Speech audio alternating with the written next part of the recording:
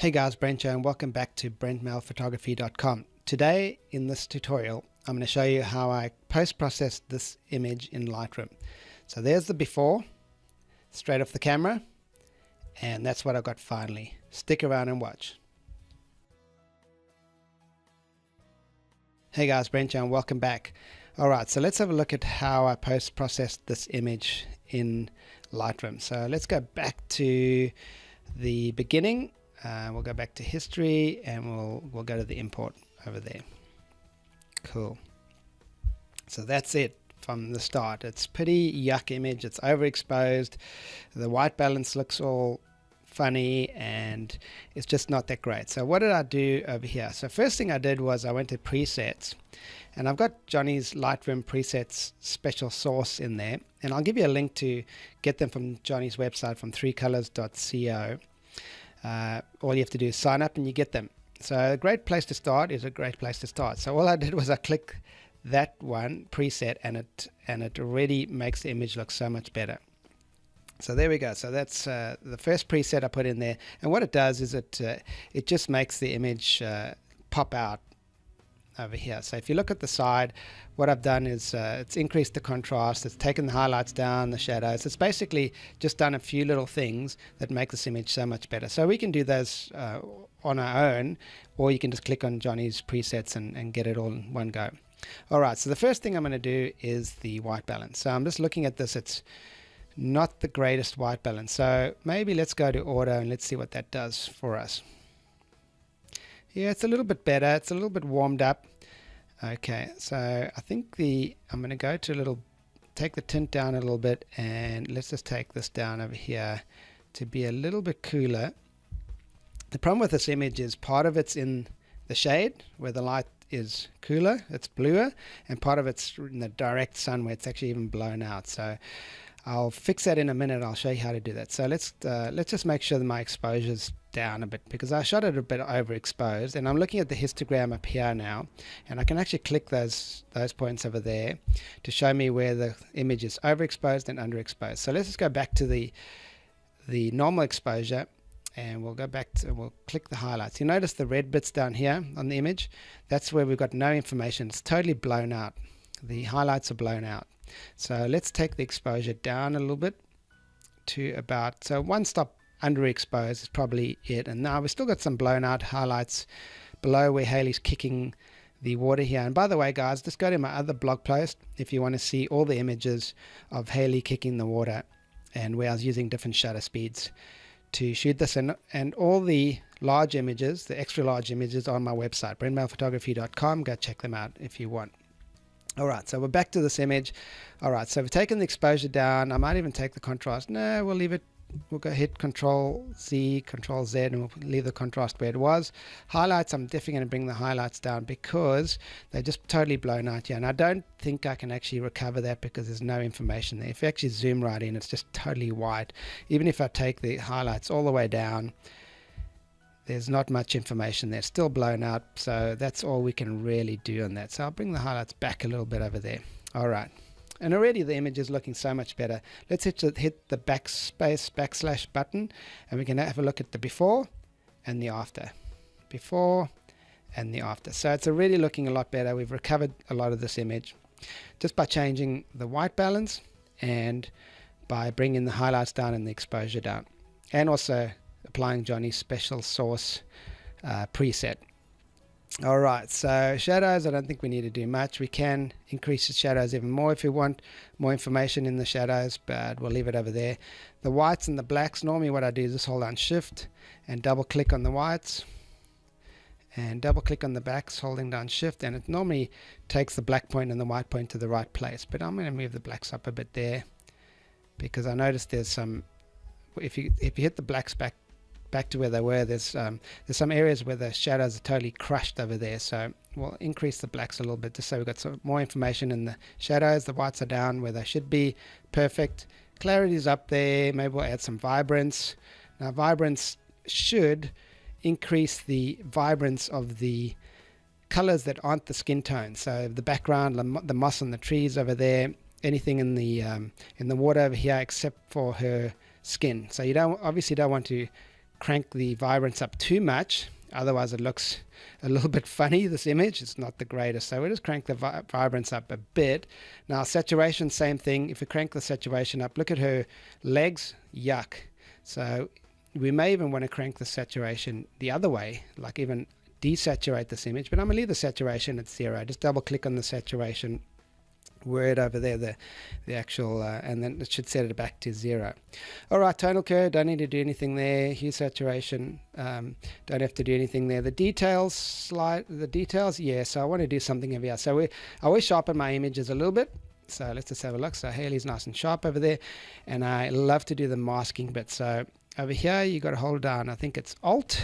Let's have a look. Yes, Alt, and then you can mask the image. So I only want the sharpening to happen on the water droplets and on the edges of the image. So right now, if I hold down Alt and I click on the masking slide over here, you can see over here that it's where the white is, that's where it's going to sharpen, and where the black is, that's where it's not going to sharpen. So I don't want the rock to be sharpened, I don't want a face to be sharpened too much. I just want the edges of a dress and the droplets to be sharpened. Perfect. Noise reduction, do we need any noise reduction? Let's have a look in the shadow areas. I might just add a little bit of noise reduction over here. All right, perfect. All right, lens correction. Normally I click on this, but for some reason it's not grabbing the lens correction profile from the Fujifilm X-T1 with the I think it's a 14mm, yeah, 14mm lens. So it's obviously doesn't know what the lens correction is, so I'm not going to bother with that too much. And then the effects bit, that's where you can add the vignetting over here. So you can add vignetting around this image. I won't add too much. Obviously it's we've got a little bit in there, so that's great. So there we go. Perfect. Oh, I won't add too much. There we go. Okay, we'll leave it at that. And dehaze, don't have to worry about that. Cool. So we've done the basics for this image, and still it's not that great, but it's not that bad either. So let's have a look at the before. There we go. That's the before, and that's the after. Before was totally blown out, and after's looking a lot better now. So what can we do to make this image even better? I'm going to show you a couple of tricks now. So we use the graduated filter over here. So there we go. Graduated filter. I'll drag it from the top right down a little bit to about over there. And what I'm going to do is I'm going to work on the shadow area, the area that's in the shade over here. So we'll go like that to turn it a little bit. Now, because the shade, okay, you can hit the O key, which will show you where the filter's actually taking effect. So you'll notice that from the right of the middle of the filter over here, that's where it's taking effect, and to the left it's kind of feathered over there. So cool. So that's where the filter takes effect. So what I'm going to do is just double click on these things over here to make sure that I've reset all the sliders to 0. All right, so now what I want to do is actually warm up this area a little bit.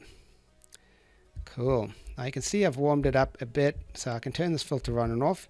So look at the top right here. You see how the water looks a little bit blue because it's in the shade. I've warmed it up a bit. It's looking more white. Perfect. And what we might actually do is actually increase the exposure a bit on this rock over here so that it's similar to the rest of the image a little bit more. And that's it. Cool. So let's see what that filter does. That's the before and it's after. When you actually add it, you can just see how blue that shadow area is. Wow, it's crazy. All right, perfect. That's done. So we've got the first filter in there. Let's add another filter to the opposite side.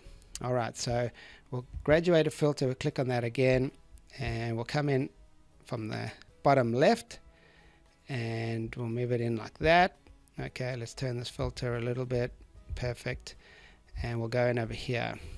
Cool.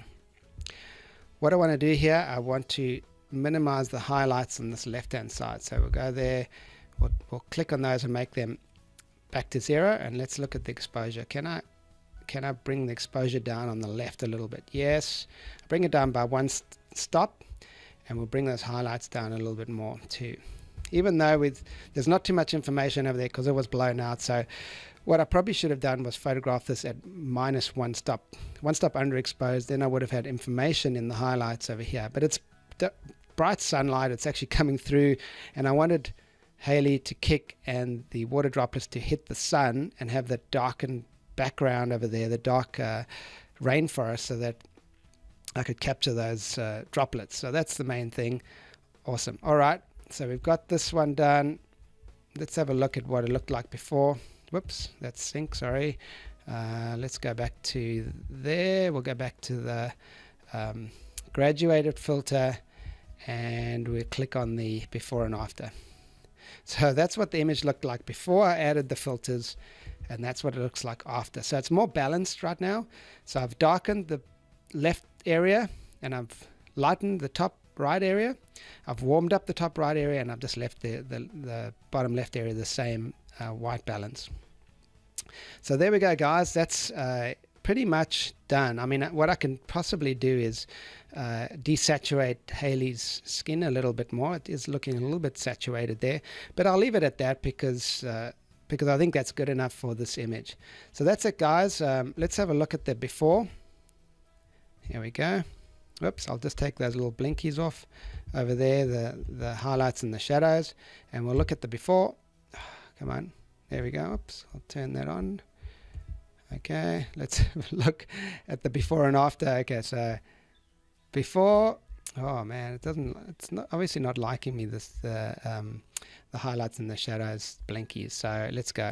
All right. Anyway, there's the before and there's the after. Before and after. What an improvement, guys. So let me know if you do want to see more models in streams in the mountains.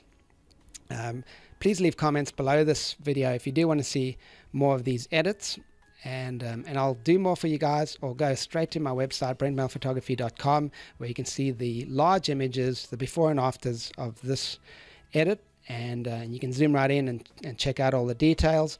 That's it, guys. Please leave me comments on my website, brentphotography.com. This is Brent. Have an awesome day.